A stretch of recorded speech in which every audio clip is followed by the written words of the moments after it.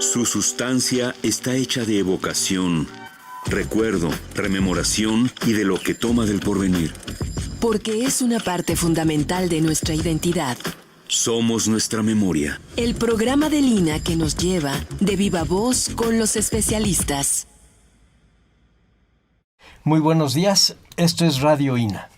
La Secretaría de Cultura y el Instituto Nacional de Antropología e Historia los invitan a acompañarnos en la emisión de la serie Somos Nuestra Memoria. Yo soy Salvador Rueda y en esta ocasión contamos con la presencia del doctor Luis Barjau. Él es antropólogo e historiador, trabaja en la Dirección de Estudios Históricos del Instituto Nacional de Antropología e Historia desde hace ya muchos años. Pero para dar entrada a esta entrevista, déjenme decirles que yo conocí a Luis Barjau primero como autor hace muchísimos años, cuando publicó en aquel entonces Sisina, hoy Ciesas, un texto de Chirese sobre la alteridad. Él nos dio pauta a los en aquella época jóvenes historiadores y antropólogos a que supiéramos cómo podría entrarse a lo otro, a la alteridad, a la existencia de eso otro que es totalmente distinto a nosotros y que podría además caber no solo caber en nuestro mundo, caber en nuestros esquemas de conocimiento. Y después leí un texto de Luis sobre los seris, los indígenas de la isla de Tiburón y de la costa de Sonora, y que publicado por el Instituto Nacional Indigenista con las fotografías de Graciela Iturbide. Sí. Y recuerdo muy bien ciertas frases, Luis, en donde echabas a andar el asunto de la alteridad para tratar de entender por qué estos distintos eran tan importantes y era tan importante que no se perdieran. Porque una de las cosas que tú platicabas ahí era cómo su lengua y sus costumbres iban ya en proceso de extinción, y el libro era un llamado de atención para que volteáramos a ver y no quedaran como una reserva, sino quedaran incorporados realmente al cuerpo de lo mexicano. Años después, tú hiciste una serie de investigaciones sobre la migración de michoacanos en los Estados Unidos, y eran básicamente también grupos indígenas y mestizos que llevaban en la mente, en la cabeza, la cultura mexicana, y entonces la alteridad ya era allá. Eso es. Entonces esto nos habla de una constante preocupación. Tu libro sobre Tezcatlipoca, tu libro sobre los antropólogos, muy heterodoxo. Lo que a mí me gusta es que te haces preguntas. Y ahora valdría la pena hacer algunas preguntas cuando estamos cumpliendo medio milenio de un quebranto en la historia universal, un quebranto como casi todos ellos no programado, y que se deriva a muchos otros asuntos que acaban siendo, si llevamos esto a su extremo, amarrando el asunto de la alteridad y el por qué los seris se están extinguiendo y el por qué los mexicanos llevan cultura para allá. Estamos hablando de la expedición de Hernán Cortés, que sale de Cuba y llega a las costas de lo que ahora es México. Bienvenido, Luis. Gracias, Salvador. Me da mucho gusto poder platicar contigo sobre estos asuntos. Yo sé que tú eres una persona muy interesada y has estudiado muchísimo sobre historia de México y historia antigua de México. Y efectivamente yo he tratado este asunto de la alteridad y he llegado a la conclusión de que tiene una íntima relación con formas religiosas muy antiguas. Y en el caso de Mesoamérica, con el hecho de el dualismo en la base de la religiosidad mexicana. Y en ese sentido, a mí me gusta referir algunas anécdotas. En una ocasión que fui a Medellín, a la tierra de Hernán Cortés, buscando algunos escombros de lo que habría sido su morada, salió una señora de al lado y me dice: ¿ya vienes por tu mexicano? Interesante. Y efectivamente Hernán Cortés, que llegó a los 19 años a las Antillas, vivió de 15 a 17 años en las Antillas, pasaron en las Antillas 25 años desde que llegó Colón en 1492.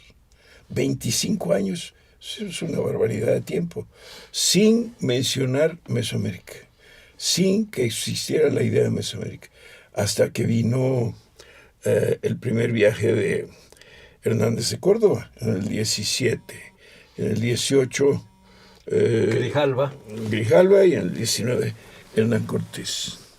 Bueno, yo me di cuenta de una cosa a lo largo del estudio de la conquista, de la figura de Hernán Cortés, que Hernán Cortés, por el propio desarrollo de su actuación, por el hecho de haber desobedecido las leyes impuestas por Diego Fernández de Cuéllar, que era el gobernador de Cuba, y con el cual descubrió y conquistó Cuba en 1511.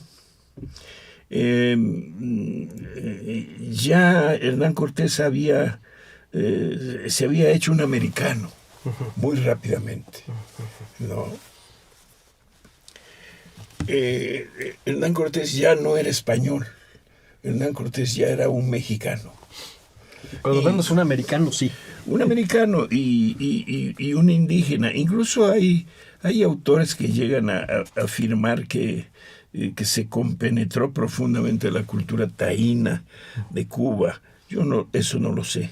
Y no hay comprobantes hasta qué punto ocurrió esa compenetración de Hernán Cortés. Pero sí desobedeciendo. ¿Qué desobedecía Hernán Cortés?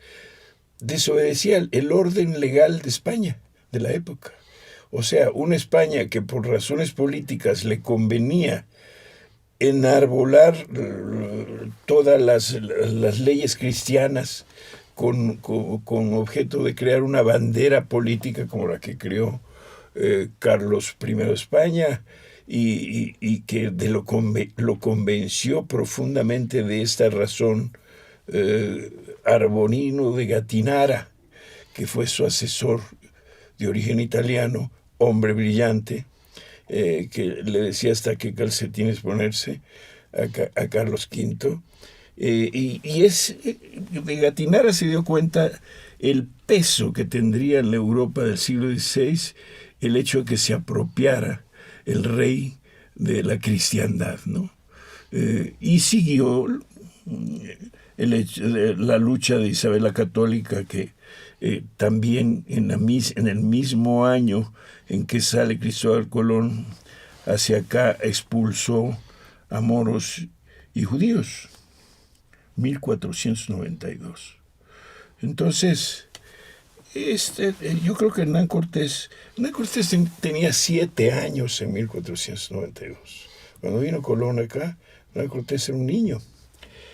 Pero yo creo que en su juventud se dio cuenta de la importancia, número uno, de la religión y de la importancia de contradecir los principios de la religión.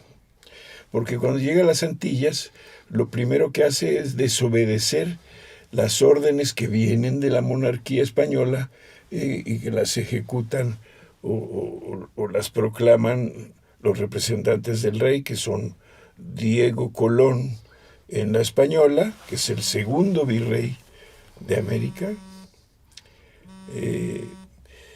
y contradice estas leyes en Hernán Cortés. Una forma de contradecirla fue que se decía, porque esto es estrictamente cristiano y católico, no comerciar, no tener comercio sexual con las indias. Fue lo primero que hizo Hernán Cortés. Claro, tenía 19 años. Sí.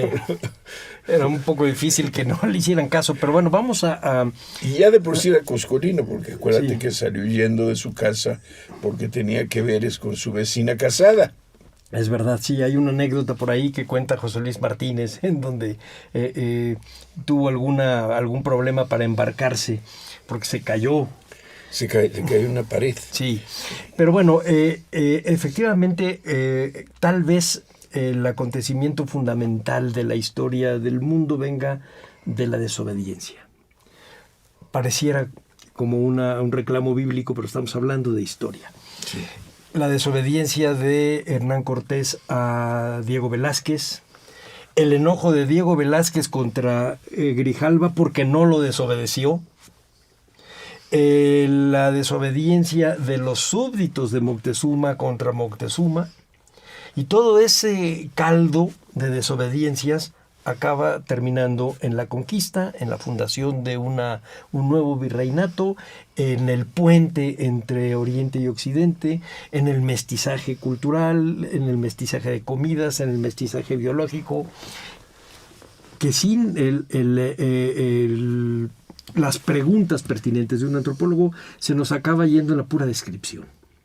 ¿Qué preguntas tendría que hacerse un antropólogo? ¿Qué sociedades son estas? ¿Qué sociedad pensó a Tezcatlipoca y qué sociedad tenía a Jesucristo y lo tenía que desobedecer? ¿Cómo están? Platícanos un poco. Interesante tu pregunta y compleja. Pero digamos que la dialéctica del otro es la misma dialéctica de la historia. Es la misma dialéctica del desarrollo de la humanidad. Es decir, Cortés desobedece y se hace contrario al modelo español del hombre recatado y católico. Casa con una taína, tiene una hija que le pone el nombre de su mamá a la hija, Catalina, y no para ahí, porque sigue con las indias.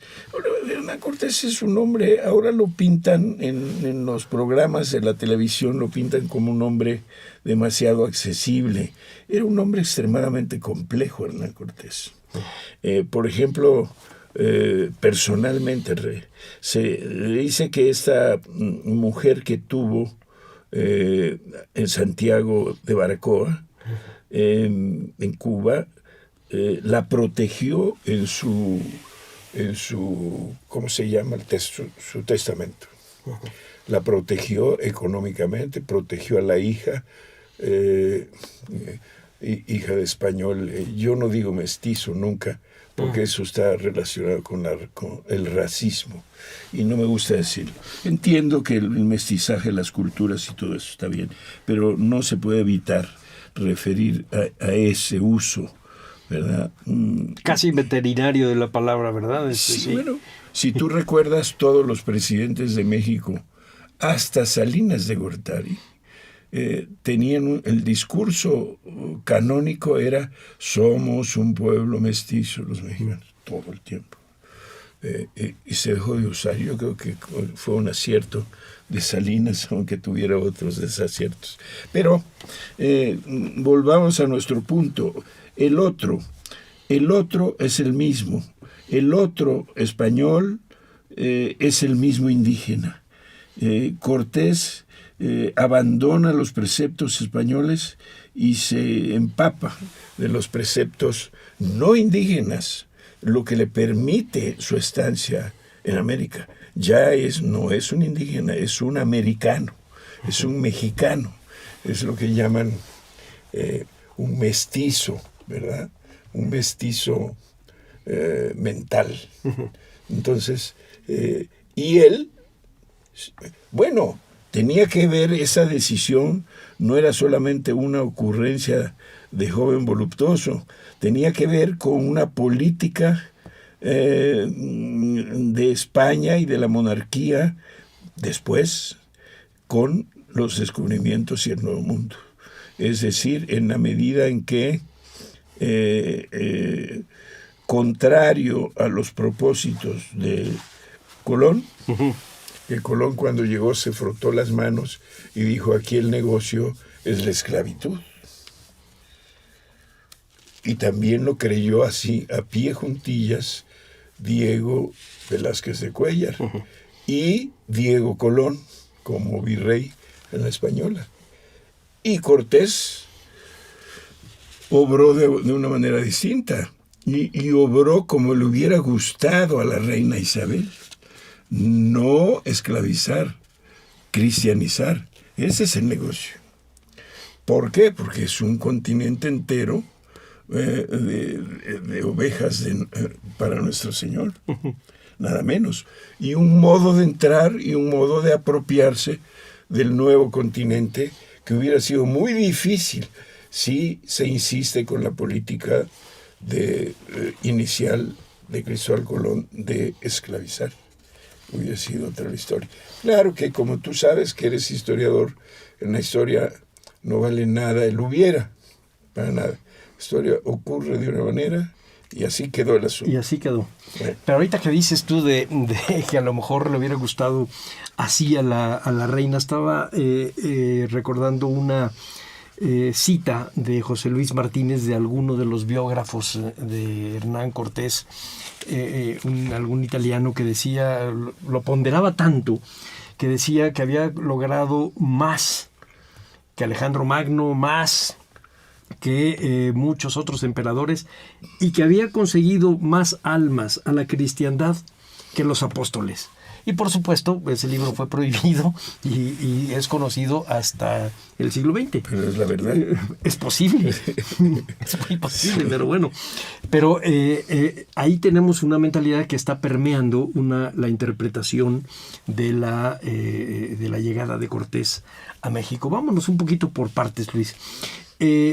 Cortés es nombrado por Diego Velázquez, que era su compadre,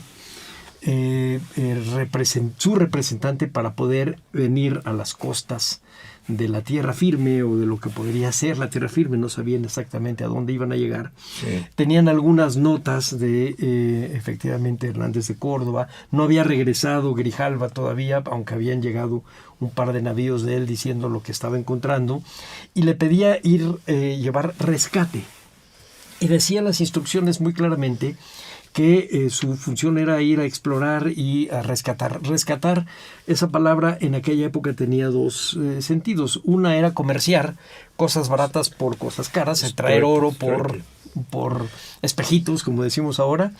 Pero el otro era, si había algún prisionero español ahí, pagar su rescate y traérselo. Y sin embargo, Cortés lo desobedece desde el principio. Se monta en las naves y se va. Estamos hablando de trae casi 600 hombres en esta expedición, repartidos más o menos en 12 o 15 naves. Hay además 100 marineros, lleva 16 caballos y yeguas, lleva puercos, lleva gallinas, lleva comida, perros. Lleva perros. Curiosamente, los españoles, según nos dice José Luis Martínez, no los consignan, pero sí los indios. A los indios sí les pareció que junto con los caballos los perros eran algo de sorpresa. Y llegan a las costas y empieza él a seguir un poco la ruta del mismo Grijalva. Encuentran a Jerónimo de Aguilar y después se siguen hasta llegar a un punto que tú has trabajado, que está en las costas de Tabasco ahora, la batalla de Centla, y que nos platiques un poco el encuentro fundamental con esta gente y la llegada de la Malinche a este lado de la historia. Es la puerta de la entrada a la historia de la Malinche. Bueno, nos saltamos hasta allá. Pero antes es importante mencionar un hecho. Cuando llega Cortés a Cozumel, por razones de una tormenta, se le ha adelantado casi por margen de 5 días Alvarado, don Pedro de Alvarado. Y don Pedro de Alvarado, que era un muchacho alto, pelirrojo, barbado, guapo según las referencias, era un hombre muy impulsivo, muy violento, y iba sobres, tomaba decisiones rápidamente, y en Cozumel encuentra un adoratorio, que es una pirámide, y arriba de la pirámide, en el cuartito culmina la pirámide, como siempre, encuentra objetos de barro, de piedra y de oro, figurillas de oro bajo, porque es oro mezclado con cobre. Uh-huh. Y las toma todas, se las lleva, y cuando llega Cortés, tú sabes muy bien que lo reprende duramente. Bueno, esto es importante recordarlo por una sola razón. Cuando después, ya volveremos a Centla, cuando después ya en Tenochtitlan, Cortés tiene que regresar a Zempoala porque llegó Pánfilo de Narváez con 1,500 hombres por orden del Velázquez de Cuéllar para apresarlo. Cortés tiene que ir de Tenochtitlan a Zempoala a combatir a Pánfilo de Narváez y deja al mando Alvarado. ¿Y Alvarado qué es lo que hace?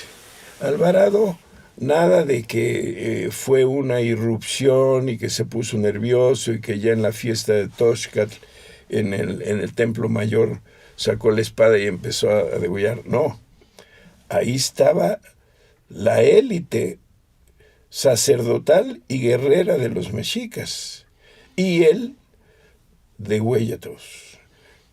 Con el mismo patrón que Hernán Cortés degolló en Cholula a los principales. Y yo soy de la idea, y es una hipótesis mía, de que no lo hizo por voluntad propia Alvarado, sino que saliendo Cortés hacia Zempoala le dejó esa instrucción.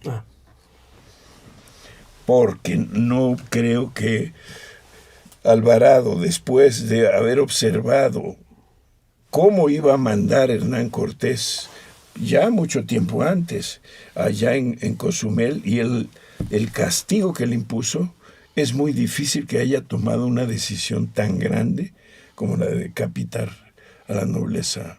Ahí hubo una decisión militar, Hernán Cortés. Esa es una hipótesis mía. Es muy difícil de probar, porque toda la historiografía dice, repitiendo las crónicas del siglo XVI, no hay ningún otro documento que lo pruebe, que fue Alvarado el que decidió esa matanza. Pero que además tiene un sentido político, tanto la de Cholula como esa. Por supuesto. Y entonces empezamos a entender el sentido de la desobediencia. Y si vamos a la raíz de la desobediencia, a Velázquez la primera es partir sin su permiso, partir de Cuba sin su permiso. Una de las preguntas que yo me hacía era por qué Velázquez no encabezaba él las expediciones, siempre mandaba otro. Y después leo que tenía obesidad mórbida, en realidad le costaba mucho trabajo moverse, todo lo tenía que estar haciendo con sus allegados, y todos le jugaron chueco. Pareciera que un poco esta idea de buscar fortuna, todos ellas eran gente que buscaba fortuna, tenían un límite, y el único que obedeció, así le fue, que fue Grijalva. De castigo lo manda a Darién, y ahí en Darién los de Dávila lo mandan a alguno de los lugares donde lo matan los indígenas. El único obediente fue Grijalva, y digamos que su huella está en el nombre de un río. Todos los demás sí están buscando hacer otra cosa. Entonces Cortés desobedece y viene para acá. Llega a las costas y empieza a notar que el tipo de indígena que está aquí no es la que él veía en las Antillas. Es gente, como decían en aquella época, más pulida. Y entonces eso implicaba tener que tomar decisiones políticas y militares. Así es. Y creo yo que ahí es a donde él decide realmente conquistar, antes de que llegara a Veracruz y fundar el ayuntamiento. Por supuesto. Porque así es como yo entiendo la descripción que haces tú del contexto y circunstancia del asunto de Centla, que es importante porque Cortés amarra algo que es tener lenguas, es decir, poder comunicarse con este otro. Claro. Bueno, lo que pasa es que ahí, ya sabes, ¿no? Cuando no hay comprobantes escritos, los historiadores, es la oportunidad para emitir, como yo hice con el caso de Alvarado, hipótesis. Sí. Y entonces, cuando llega Cortés a Cozumel, hay brillantes historiadores que dicen que Cortés no descendió de los barcos a la isla, que permaneció en el barco. Lo cual es muy difícil de creer porque duró varios días allí, y hay un episodio que es cuando da un plazo de 8 días para ir a buscar a Jerónimo de Aguilar, se cumplen los 8 días y Cortés decide partir. Morla, uno de los capitanes de barco, se le cae el timón al agua y tiene que aventarse él mismo, amarrado, naturalmente, a buscar el timón, y eso lo obliga a regresar a la isla, y obliga a Cortés también a regresar a la isla. Y en ese regreso llega en canoa Jerónimo de Aguilar. Entonces no pudo haber sido en el barco donde estaba Cortés sin bajar, sino que eso fue en tierra y fue en la isla de Cozumel. Y ahí, otra vez, tu señalamiento sobre la figura arquetípica del otro, ¿no? Aquí tenemos a Jerónimo de Aguilar, que es un presbítero que ha olvidado prácticamente el idioma español, porque ha pasado 8 años con los mayas en calidad de esclavo, y esto lo obligó, para protegerse, y le pusieron toda clase de pruebas, a compenetrarse a fondo con la cultura maya. Y compenetrarse a fondo con una cultura quiere decir perturbar un poquito tu lengua materna. De tal manera que cuando llega Cortés, y claro, el momento súper apasionado del encuentro de los suyos, ¿no? con Cortés, titubea y dice 2 palabras, dice Sevilla y Santa María. Y se le ha olvidado decir, señores, yo soy español, aunque me hayan vestido de indio. No pudo articular una frase coherente. A ese punto había olvidado. He aquí otra vez tu preocupación original de el otro, el mismo, el español, el indio. Claro, yo digo que Jerónimo de Aguilar y Gonzalo Guerrero son 2 figuras arquetípicas por el hecho de ser las primeras que entran en contacto con los mayas, de cómo se va a relacionar Europa con Mesoamérica. Una es el que sufre la esclavitud, como es Jerónimo de Aguilar, pero persiste en su formación de cristiano y de célibe, y una vez que se libera, es un conquistador feroz. Peleó duramente al lado de Hernán Cortés y luego se enemistó con Hernán Cortés. Y el otro, Gonzalo Guerrero, que es el hombre, es un converso. Él se convierte incluso a la religiosidad maya. Está horadado, pintado, peinado como militar, como guerrero. Combate a los españoles. Combate a los españoles, muere peleando contra los españoles, precisamente contra Pedro de Alvarado, en Naco, Honduras, y ahí muere, a la edad de 64 años. Que ya no era un joven entonces, ¿sí? No, ya no era un joven. Bueno, aquí tenemos entonces estos 2 modelos. La persistencia de la conquista y la seducción de las culturas sobre el español. El hombre que se casa como Gonzalo Guerrero con una indígena. Hay fuentes incluso que le dan hasta nombre a esta mujer, la llaman Ispilotzama, que parece que en maya quiere decir la noble avisorante, porque era del linaje de la isla de Cozumel. Ya. Y era hija o hermana de Aznachancán, que era el cacique de la tierra de Héctor Aguilar Camín, de Chetumal. Muy bien. Incluso hay ahí una zona arqueológica que se llama Oxtancá. Algunos arqueólogos modernos dicen que no pudo haber vivido ahí Gonzalo Guerrero, porque a la llegada de los españoles ya estaba desocupado Oxtancá. ¿Quién sabe? Habría que ver las pruebas arqueológicas. Pero no se ha encontrado otra zona arqueológica cercana a Chetumal de esa importancia. Entonces, lo más probable es que sí haya sido Oxtancá el lugar donde llegó Gonzalo Guerrero.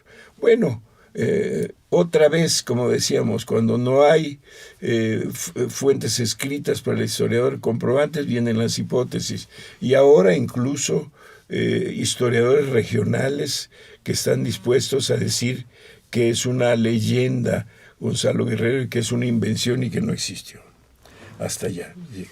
Y yo, frente a ese hecho, digo, si no hay comprobantes ni en pro ni en contra, hay que ver si nos conviene o no. Claro. ¿No? Bueno, vamos a hacer un paréntesis nada más para recordar a la audiencia que estamos platicando con el doctor Luis Barjau sobre este momento que fue el umbral de la historia, la entrada de la historia moderna de América, y hablo moderna de hace medio milenio. Este quebranto que globalizó al planeta Tierra a partir de 1519. Luis, es importante que nos platiques un poquito más el paso siguiente. Después de Cozumel y que se llevan a Jerónimo de Aguilar, tiene Cortés algo que ya no, al parecer no tuvo ni Grijalva ni Hernández de Córdoba, que es una lengua. Es decir, la manera de entenderse con los habitantes de ahí. Es un gran salto. Totalmente. Bueno, sí, pero hay que señalar dos hechos extremadamente importantes. Uno de ellos es que Cortés inmediatamente, y sobre todo cuando rescata a Jerónimo de Aguilar, comprueba que en la zona maya no hay yacimientos de metales preciosos. Y eso es lo que busca Hernán Cortés, en principio.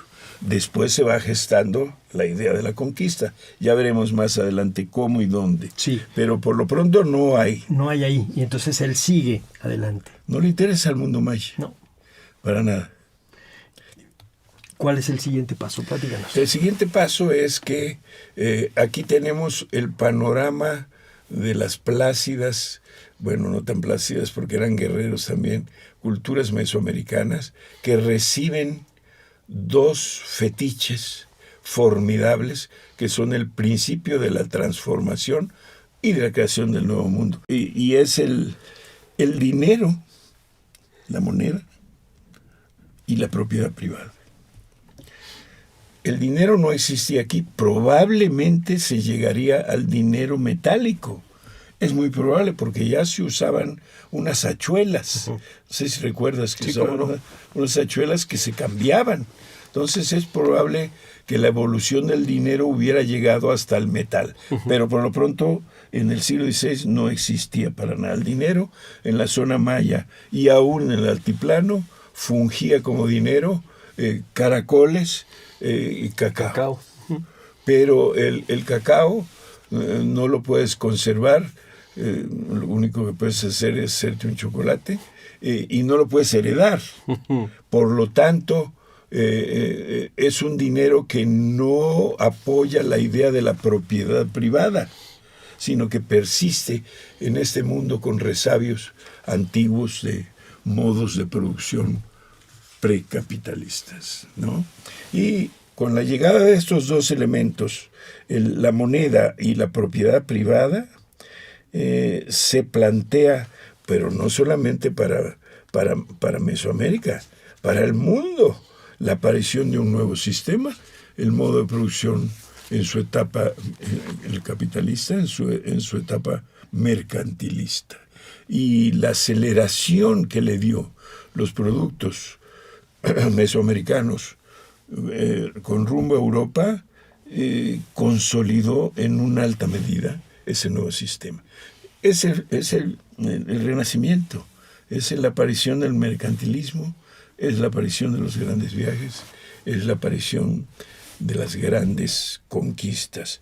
Otro punto muy importante es señalar que no debemos de olvidar nunca es que los grupos, los habitantes del continente americano vivieron mínimo 12 milenios sin ningún contacto con otras culturas. Es decir, con otras culturas diferentes, porque Mesoamérica sí había, por eso Mesoamérica tiene una unidad tan profunda que estudió Kirchhoff, que esbozó su idea Seller primero en Nueva York. Pero esa unidad de Mesoamérica viene del hecho de esos 12,000 años de vivir en una isla, una islota, una gran isla, el continente americano. Y bueno, si efectivamente el razonamiento, como dicen los filósofos griegos desde el principio, el razonamiento se estimula y crece en el contacto de las ideas diferentes, y no solo de las ideas, de las costumbres diferentes, acá tenemos un fenómeno especial, es un fenómeno de gente introyectada en sí misma, de gente metida en sí misma, de gente que creó una cultura única que no se parece a ninguna otra cultura del mundo. Y eso es sumamente importante porque cuando llega, por ejemplo, Grijalva a Cozumel también, en 1518, y empiezan a ver en la cruz del árbol de la vida de los mayas, empiezan a fantasear con cruces cristianas. Luego se ha tomado chuscamente que de ahí viene el nombre posterior, después de la Villa Rica de la Veracruz, para confirmar que las primeras que vieron no eran las verdaderas. Yo creo que eso no es verdad, para nada. Pero bueno, el asunto es que si efectivamente, y eso sí está reportado en todas las crónicas, los españoles, sobre todo la fuente el itinerario del viaje de Grijalva, que escribió Juan Díaz, su capellán, dice cómo fantasearon con las cruces. Y esta cosa se repitió muchas veces. Hasta muy tarde, por ejemplo, Diego Durán salió con esta locura de que había llegado aquí Santo Tomás y que había estado Santo Tomás y que era Quetzalcóatl y que no sacrificaba. Esta idea desesperada de encontrar identidad, ¿no?, en un mundo extremadamente difícil. Es como si nosotros llegáramos a Marte y a ver cómo le hacemos para entender, ¿no? Porque esa fue esa gente que llegó a una cultura como la maya, que es una cultura tan singular, porque gran parte de la cultura maya se desarrolló en la selva, y la selva te obliga a una vida particular, de enorme rusticidad, con ideas religiosas particulares, con formas de obtener el alimento particulares, y sin embargo, al lado de esto, hay un refinamiento espiritual impresionante que uno puede ver en la escultura en alto relieve de los mayas. No, eso no se hace así nomás, ¿no? Entonces, los españoles entran y encuentran esta cultura y dicen, quién sabe dónde estamos. Por eso, esta ansiedad de buscar referentes conocidos. Es decir, había cruces en Cozumel o Quetzalcóatl era Santo Tomás. Bueno, me preguntaste también sobre la llegada a Centla. Sí, me interesa toda esta parte, sí, porque creo yo que uno de los acontecimientos fundamentales tiene que ver con la lengua. Tiene que ver con la idea de poder comunicarse verbalmente con otros, porque lo que te cuentan las crónicas, tanto las mismas cartas de relación, como las memorias de los conquistadores, como los informantes de los informantes indígenas de los frailes, es la impresión que les da el otro. La impresión que le da tener caballos y perros, la impresión de que estén vestidos de hierro, o la impresión al otro de que si eran altos o bajos, o si eran buenos guerreros, o los agarraban a pedradas, o si eran cobardes, o no, en fin. En cambio, yo creo que el asunto básico está en la lengua. Es decir, no en la impresión, sino en lo que podían hablar, lo que verbalizaron. Y aquí entramos en un asunto interesante, que es el trato de la mujer.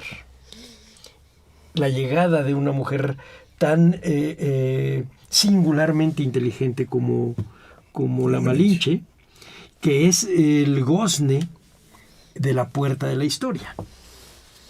Sí, desde luego.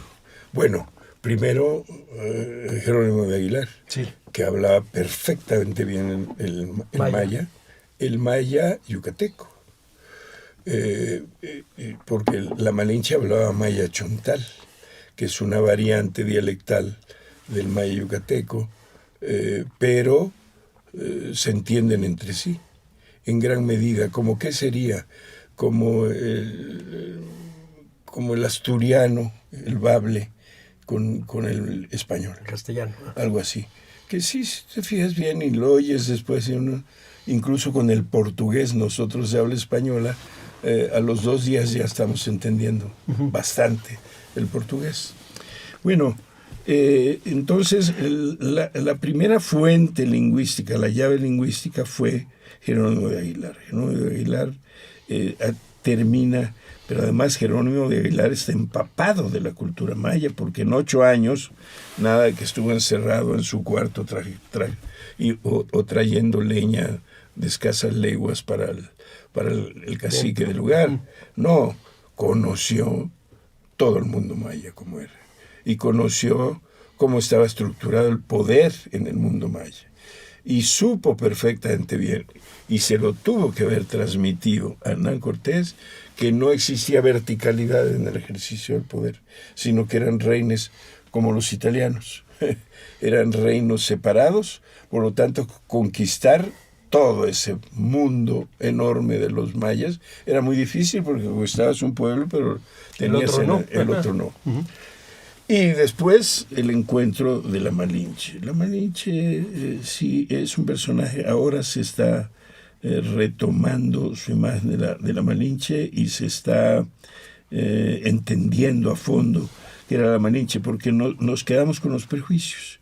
Pero finalmente yo digo, frente a figuras como Hernán Cortés, Moctezuma, la Malinche y Cuauhtémoc, ahí se estrellan, ahí rebotan todos nuestros prejuicios y nuestros complejos, de mexicanos y de extranjeros también. Es decir, los equívocos. Uno dice, Cortés con 500 hombres derribó un imperio. No, eso no es cierto. La Malinche es una traidora. Eso tampoco es cierto. Porque ¿de qué habría de ser traidora la Malinche? No era traidora de un país porque no existía un país. No era traidora de una raza porque no existen las razas. Y los indígenas no eran racistas, porque el racismo surgió en Europa con el comercio de otros pueblos, para bajarlos. Porque antes, en la antigüedad, fácilmente una princesa europea se casaba con un negro del norte de África. Entonces, no fue traidora ni de la raza, ni del país, ni de nada. Pero nosotros nos quedamos con esa idea. Todo eso surgió después de la independencia de México. Sí, pero platícanos quién era la Malinche. Bueno, la Malinche nació en Painala. Painala, pueblo desaparecido hoy, pertenece a un municipio de Veracruz que se llama Oluta, que viene de olote, del maíz, de la circunscripción de Coatzacoalcos, está muy cerca de Jaltipan, del pueblo de Toño García de León, y yendo hacia unas ruinas que hay ahí que se llaman San Lorenzo Tenochtitlan, que son unas ruinas olmecas. Sí. Ahí estaba, en esa bifurcación, estaba el pueblo de Painala, donde nació la Malinche. Nació ahí, no nació acá en México. Y fue a dar allí porque sus padres eran adelantados, vamos a usar este término español para aplicarlo al mundo indígena, eran adelantados de Moctezuma, que iban a una zona y fungían como gobernadores, pero ¿qué es lo que hacían? Observar el entorno cultural y político del lugar para luego dominar. Y ahí la tirada era hasta Tabasco, porque ya estaban los cimatanes, que eran otros enviados de Moctezuma, estaban en Cunduacán y en Amatitán, Tabasco. Pero son pequeños grupos, ¿no? Porque si hubieran sido más, como dicen, Moctezuma estuvo enterado de la batalla de Centla, si hubieran sido más, hubieran intervenido en la batalla. No intervino nadie, ni siquiera los otros pueblos mayas. Se quedaron la gente de Centla contra los españoles. Y bueno, la Malinche, perdón, la Malinche nacida ahí, hay una leyenda que es como de las 1001 noches que reproduce Bernal Díaz del Castillo, de que muere el padre de la Malinche y como ella era hija única, aunque la herencia era masculina, le tocaba a ella el artépetl de ahí. Y que entonces la madre, casada por segundas nupcias con un principal local, decide eliminar a la Malinche, fingir su muerte con otra muchachita que murió ahí de una esclava, de una sirvienta de esta señora, y ponen a la niña como evidencia de que ha muerto la Malinche, y a la Malinche la venden a comerciantes de Xicalango o a gente que va a Xicalango. Eso no se puede esclarecer, ¿no? Y en Xicalango queda varios años la Malinche, queda por lo menos 3 años. ¿Y qué hacía en Xicalango? Hacía comida para los comerciantes. Tú sabes que ahí fluían el comercio en Xicalango, en la laguna de Términos, en Campeche, fluían muchos productos del altiplano, de la costa y de el mundo maya, de Guatemala y de todas partes. Y entonces la Malinche ahí probablemente hacía comida para los comerciantes. Otros dicen que fue mujer del cacique de Xicalango. El caso es que hay historiadores locales, de Tabasco, por ejemplo, Gili Sáenz, uno de ellos, que dicen que hubo una guerra entre Xicalango y Centla, y que habiendo vencido Centla, los de Xicalango les regalaron a los de Centla 20 mujeres. Este regalo de 20 mujeres, ¿qué cosa es? Yo digo que ese regalo de 20 mujeres es un resabio tribal y que tiene el significado como se hacía entre las tribus vecinas. Las tribus vecinas son enemigas a muerte, como sabe la antropología. Se regalan estas mujeres para casarse con el enemigo y hacer lo que se hizo en lo que hoy es el terreno de Nueva York y Siracusa en los Estados Unidos, con los iroqueses, una fratría, que es un grupo social más poderoso que somete a los otros. Esta es interesante, ya lo vamos a retomar más adelante, porque es una forma estructural de la organización política de Mesoamérica. Y entonces ese regalo de 20 mujeres es una vieja costumbre tribal, que todavía se hacía. Y de la misma manera, cuando los de Centla son vencidos por Hernán Cortés, el cacique local, que se dice que se llamaba Tapscop, y de ahí el nombre de Tabasco, le regala 20 mujeres, entre ellas la Malinche, ¿no?, a Hernán Cortés. ¿Cómo sale la Malinche de Painal a su pueblo? Por cierto, el nombre no es un nombre popoloca, es un nombre náhuatl. Painala es de Painal, el sota capitán de Huitzilopochtli. Es decir, ¿qué es el sota capitán? Eso lo explica Sahagún. Es una deidad que se adelanta en la guerra, pero es un enviado de Huitzilopochtli. Entonces le pusieron los aztecas ese nombre al pueblo donde nació la Malinche, Painala, en lugar de Painal, este sota capitán. Y cuando llega entonces, cuando le regalan a Cortés a la Malinche tuvo que haber visto también la guerra de los españoles con la gente de Centla, ¿no?, de Centla y Maíz también. todo es puro maíz en Mesoamérica. Y tuvo que haber visto la batalla, tuvo que haber visto, primero hubo una escaramuza, porque bajó Cortés, no podía entrar, ahí desembocan los dos grandes ríos del sureste, los Usumacinta y el otro. Y Grijalva. Ahí desembocan, por lo tanto, los barcos de gran calado, que eran donde estaba todavía Cortés con sus 11 naves. No pueden entrar por ahí, bajan bateles. Sí. Y tratan de subir. Ahí es donde está la famosa anécdota que Cortés, queriendo subir, pierde un alpargate y se le va en el lodo, y ahí está buceando, buscando su alpargate que se le cayó. Se lo buscan sus achichincles y se la vuelve a poner.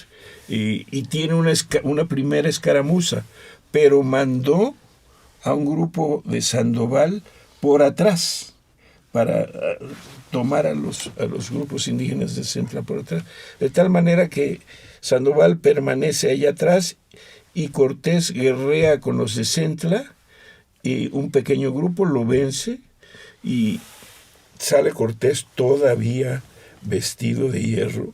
Cortés da grandes zancadas, desenvaina y se va contra la ceiba que está al lado de la pirámide central de Centla, y le da unos espadazos a la ceiba, al árbol. A la ceiba, como un desplante de vencedor.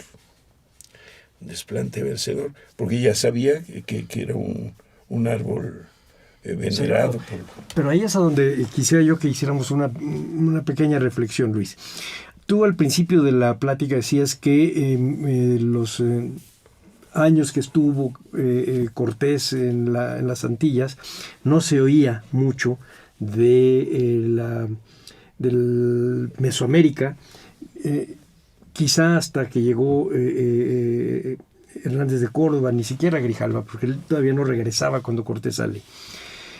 Pero sí es muy probable que fuera al revés, es decir, que los mayas y después los de Acalantichel y la gente de Centla, la gente de la costa de Veracruz, etcétera, sí hubiesen oído hablar de que estaban llegando estas naves con estas personas raras y con estos animales, etcétera. De tal modo que sí, efectivamente, si la Malinche presenció la batalla de Centla, es porque ya están esperando a ver qué es lo que van a hacer, cuál es el paso que van a dar estos personajes tan raros. Y a veces los tratan hostilmente y a veces no. Pero saben que no son gente exactamente bienvenida, sino saliste a comerciar con ellos, saliste a repelerlos. Y después le hablabas de Ulúa y de Ulúa y de Ulúa para hablar del imperio de Moctezuma, que es el leitmotiv, de acuerdo a Bernal Díaz, que hace que Hernán Cortés se siga y se siga. Es decir, que no haya hecho lo que hizo Grijalva, que es llegar y ver qué tanto puede comerciar, qué tanta información puede llevar para tener oro y regresar. Sino que siempre va buscando a dónde está el famoso señor de Ulúa, el Culuatecutli, que era Moctezuma. Es decir, yo pienso que hay una gran... un gran chisme, por decirlo de alguna manera, tanto de un lado como del otro, de la llegada de estos personajes. Entonces, un rato decías, es como si llegáramos a Marte. Es cierto. Y si en Marte hubiera habitantes, te aseguro que estaríamos más que vigilados. Si no, pasaríamos inadvertidos. Lo mismo creo que eso pasa acá. Bueno, sí. Lo que pasa es que, veamos, hay testimonio de una gran canoa que encontró en el cuarto viaje a Colón, en las Antillas, de mayas. 40 pasajeros, es una nave grande, es una canoa enorme, ¿no? Y los encontró. Pero ¿con qué frecuencia? Ya no hay más reportes de encuentros de esa naturaleza en las fuentes, ni en archivos, ni en nada. ¿Con qué frecuencia había este contacto entre mayas y quién sabe? No sabemos. Pero el hecho es que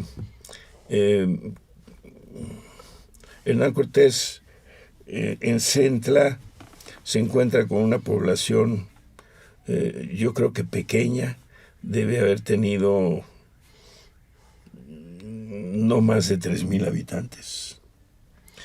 Claro, las fuentes, como siempre, dicen, el más modesto es Bernal Díaz, que dice, después de la batalla murieron 12,000 indios. Otros hablan, Herrera, por ejemplo, habla de 40,000. No, pues, ¿de dónde lo sacan? No era. Pero todo eso son mensajes de guerra. Es decir, nosotros somos muy poderosos, tenemos armas y caballos y matamos mucha gente. Uh-huh. Y es lo mismo que ocurrió en Cholula también. Cholula es una venganza tlaxcalteca, pero es un mensaje militar de Hernán Cortés a Moctezuma también. Entonces está siguiendo las notas, está siguiendo Regreso. Efectivamente, porque como son mensajes de guerra, lo que está queriendo es tener un área que hoy llamaríamos inteligencia. Quiero saber y estar bien informado cuál va a ser el paso siguiente, hasta llegar a lo que hoy entendemos y conocemos como San Juan de Ulúa, que le pone así precisamente porque él dice que es donde escucha que era el lugar de Culuatecutli y le pone San Juan de Ulúa. No, desde Cozumel. Está oyendo Está oyendo, preguntaba por el oro y con Jerónimo de Aguilar y los indígenas decían Ulúa. ¿No? Ulúa le pusieron los españoles, decían Culúa, sí. Por Culuacanes. Y bueno, Hernán Cortés ahí, después de esta primera escaramuza, que da sus espadazos contra Ceiba, pues le sale una flota que tapa la calle, y son los guerreros que peleaban en un escuadrón, pintados de negro los rostros y de almagre, emplumados, vestidos bien y con defensas para evitar los flechazos, unos protectores de algodón y de nequén, ¿verdad? Que difícilmente entraba la flecha. Y empieza la escaramuza. Cortés bajó 3 falconetes y dispara por primera vez ahí a los indios que quedan azorados, desde luego, y como está cerrada la calle de guerreros indios que además empiezan bailando, porque son danzas de guerra, para empezar una guerra danzan, ¿no? Y abre fuego Cortés, cae la gente, los indígenas tiran polvo para tapar que no se vea cuántos caen y cuántos sacan de ahí, se vuelven a cerrar. Y pelean 2 horas y pico la batalla, y yo creo que sí quedarían tendidos en el campo de batalla unos 1,300 indígenas, fácil. Bueno, vence, ya viene al día siguiente, viene el cacique, trae regalos, traen comida para los caballos, gallinas asadas para los caballos. Piensan que les van a comer. Cortés hace aquel escenario, aquella escena en donde pone un garañón en celo y una yegua atada para que el garañón empiece a relinchar y a dar de patadas y coces y todo. Y le dice a los indígenas que están enojados porque los atacaron ellos. Y que, no, eso va en el filo de la leyenda, ¿no? Algo debió haber existido de eso. Bueno, en la guerra y en el amor todo se vale, dicen, y esto era guerra. Esta era guerra. Entonces ahí regalan las 20 mozas, entre ellas la Malinche. La Malinche, yo creo que, aunque suene romántico el asunto, la Malinche se prendó de Hernán Cortés. Porque se pudo haber ido, se pudo haber escapado, como se escapó Melchorejo. Uh-huh. A Melchorejo se lo llevaron a Cuba, aprendió español Melchorejo, quién sabe hasta qué grado. Pero cuando regresó y en la batalla de Centla se quitó sus ropas españolas, las colgó en una palmera y se fue a su pueblo, caminando. La Malinche se pudo haber escapado también, no lo hizo. ¿Por qué no lo hizo? La Malinche vio la coyuntura de su autocreación. No hay que olvidar que una mujer fuereña, como era la Malinche en Xicalango, tenía mínima instrucción religiosa, porque lo único que hacían las mujeres en la religión, en los grandes ritos, era comida y bailables, pero no sabían, digamos, la teología de la religiosidad. Bueno, tampoco hoy se sabe, ¿no? Muchos católicos no saben nada de qué pasó con Jesucristo, pero así era. No creo que Hernán Cortés tampoco. Así era. Pero cuando llega y está al lado de Juan Díaz, la Malinche, y de Andrés de Olmos, no es Olmos, el otro, sí, el otro cura. Cuando está Bartolomé Fray Bartolomé de Olmedo, y empieza a conocer el cristianismo por fuentes de gentes, de curas, que le empieza. Pero a ellos les interesa porque ya es una aliada y les va a ayudar a cristianizar, y la Malinche fue sí, una... los bautizan muy rápidamente. Claro. Sí. Y la Malinche cristianizó mucha gente. Para empezar, a las otras 19 que venían con ella. Porque pues, la lengua tenía que cristianizarlas ella, ¿no? Y enseñar. Ahora, descubrir una religión a ese grado por una muchacha de 16 años que no sabe nada de religiosidad ni de los dioses, cómo se manejan los dioses, es un gran evento intelectual. Súper evento intelectual. Entonces la Malinche va descubriendo estas ofertas de la cultura española y decide que ese es su camino. Por eso digo yo, se pudo haber escapado, pero no. Y es la primera conversa, es la primera aliada, y ya después vendrán los otros aliados cuando lleguemos a Veracruz. Antes de llegar a Veracruz, y con esto vamos a terminar esta parte de esta aventura, nos decías tú que había una forma de organización política tribal que todavía funcionaba en Mesoamérica y que es, digamos, el mecanismo que hace que la Malinche fuera regalada. Y nos decías que nos ibas a platicar un poco cómo claro. funcionaba.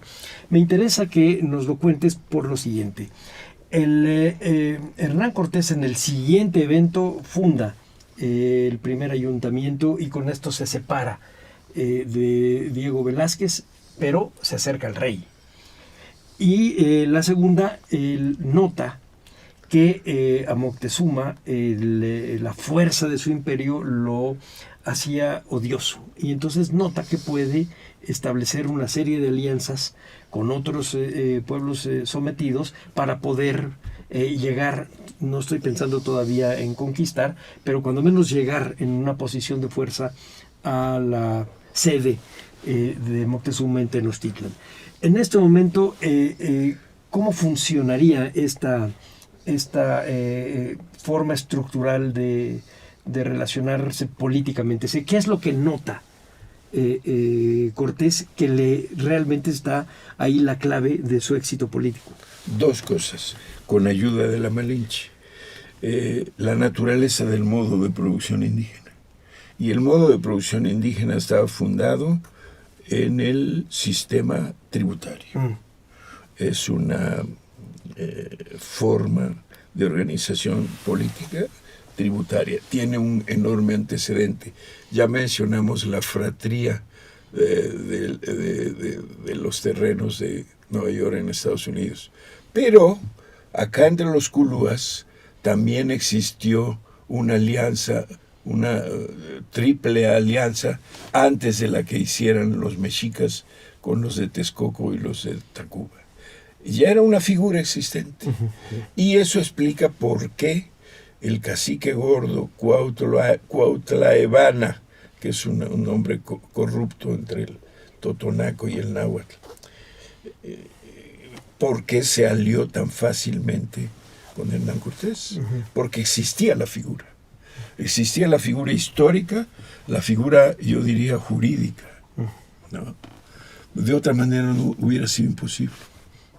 Y entonces Pero ahí viene el genio y la argucia política de Hernán Cortés, porque recordarás, mi querido Salvador, que cuando descubre Hernán Cortés a través de la Malinche, ya descubrieron que la Malinche habla náhuatl, la gente de Zempoala, los principales hablan náhuatl también, son sometidos de los mexicas, pagan un alto tributo cada vez, y Hernán Cortés, hablando con el cacique Gordo, descubre cómo están sometidos y a qué grado, cuánto tributan cada determinado tiempo a la metrópoli, y entonces Cortés ahí se da cuenta del sistema socioeconómico, del modo de producción indígena, y desarrolla una política de una eficacia impresionante, porque ahí vienen las coincidencias. Precisamente estando Cortés ahí en Zempoala, vienen los agentes de Moctezuma a cobrar el impuesto temporal que cobra. Los describe él en las cartas de relación, Hernán Cortés, y también Bernal Díaz, y también Francisco López de Gómara. Dice, eran diferentes, hasta de otra color, estaban vestidos de otra manera, y eran arrogantes y prepotentes. Tanto así que estando Hernán Cortés en una palapa, sentado en su silla Savonarola, que era la que trajeron los españoles, sobre todo Cortés, pasan estos cobradores, efectivamente en gran arrogancia, los traen en palanquín, vienen y no los voltean a ver a los españoles. Se siguen furiosos a reclamar por qué se ha retrasado el tributo. Se ha retrasado por la presencia española. Los españoles, claro. Y Cortés inmediatamente le cae el 20, dice, aprisionenme a estos. Los lleva prisioneros a una de las naves, al barco, suelta uno y lo manda sin contacto con los totonacos, lo regresa a México con la noticia de que los totonacos aprisionaron a los cobradores. Y ahí quedó sellada la alianza. Ya no había manera de echarse para atrás, ¿no? Entonces, si se hubieran echado para atrás la gente de Zempoala, la invasión hubiera sido brutal de los mexicas y las represalias tremendas. Ah, sí, claro. Ahí quedó sellada la alianza de ellos. Y otra coincidencia importante es la historia de los tlaxcaltecas. Los tlaxcaltecas salieron de Aztlán, Chicomostoc al mismo tiempo que los mexicas, eran una de las 7 tribus, se adelantan a tramos a los mexicas, fundan y llegan a la parte central de México antes que los mexicas, y en el desarrollo, ya luego llegan los mexicas, fundan su ciudad en 1325, pero en esta labor constante de someter al vecino con este sistema tributario, se pisan la cola constantemente, y ya desde el viaje de la peregrinación que duró prácticamente siglos, ya están en rivalidad los mexicas con los tlaxcaltecas. Es una vieja guerra, centenaria, de tal manera que cuando llegan los españoles, la alianza con los tlaxcaltecas,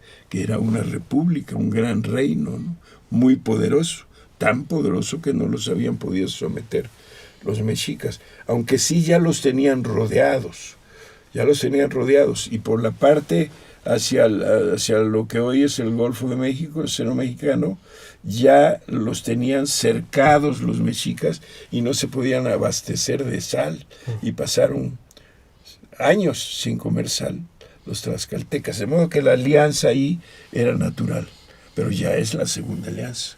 Ya vienen los totonacos y ya están los tlaxcaltecas. Claro, al principio no.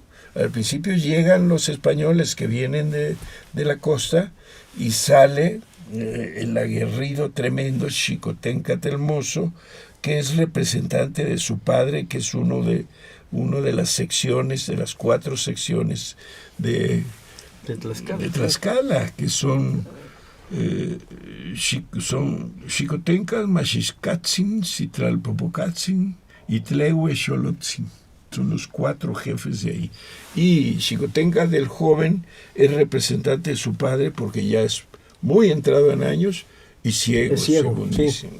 Y entonces ataca a Cortés y tienen una batalla espeluznante, con muchos muertos, muchísimos muertos, ¿no? Hay grandes hazañas épicas, porque con el, ¿cómo se llama? La espada indígena, con filos. Uh-huh. Bueno, con eso un tlaxcaltecas degüella un caballo en esa batalla. Ahí se dan cuenta, dicen, bueno, no estamos tan mal entre armas españolas, aunque traigan espadas de metal. Aquí también no las gastamos bien, ¿no? Aparte de que hay arqueólogos que han estudiado en Guadalajara, un arqueólogo de apellido alemán, ha estudiado en cuánto tiempo se volvía a cargar un arcabuz para disparar, uh-huh, y calcula que podía durar hasta 8 minutos, todo el trabajo para poder disparar. Amén de que en la lluvia, como el arcabuz tiene una mecha, no funciona con la lluvia. Entonces, las armas no eran tan distintas, a pesar de ser tan distintas, ¿no? Pero estás tocando ahorita un punto que es al que yo quería llegar. Finalmente, el proceso de conquista, empezamos diciendo que se trató de una serie de desobediencias, lo cual nos lleva a imaginar una serie de alianzas y una serie de movimientos políticos para poder ser eficaces. Y la idea es quitar de la mente que la conquista es un evento propiamente militar y meterlo como un evento básicamente político y cultural. Es decir, para poder entender esto que está pasando en la guerra, como lo estás tú platicando, tuvo que haber habido una serie de lo que hoy llamaríamos inteligencias. Entonces, detrás de la desobediencia viene la inteligencia. Y detrás de la inteligencia, entonces sí, ya en último momento funcionan las armas. Pero ya las armas son efectivamente solamente el fiel de la balanza. Ya está armado todo lo demás. Solamente nos falta un episodio que lo dejaremos para una siguiente plática, que es el elemento jurídico. Es decir, cómo se llegaba a estos lugares, se hablaba, se leía un documento en favor del rey y se tomaba posesión en castellano, que los demás no entendían, pero también se funda un ayuntamiento, el primer ayuntamiento en el cabildo. Y su cabildo, es decir, este cuerpo político, y se le pone nombre a lugares cuando nace la Nueva España, que será el futuro México.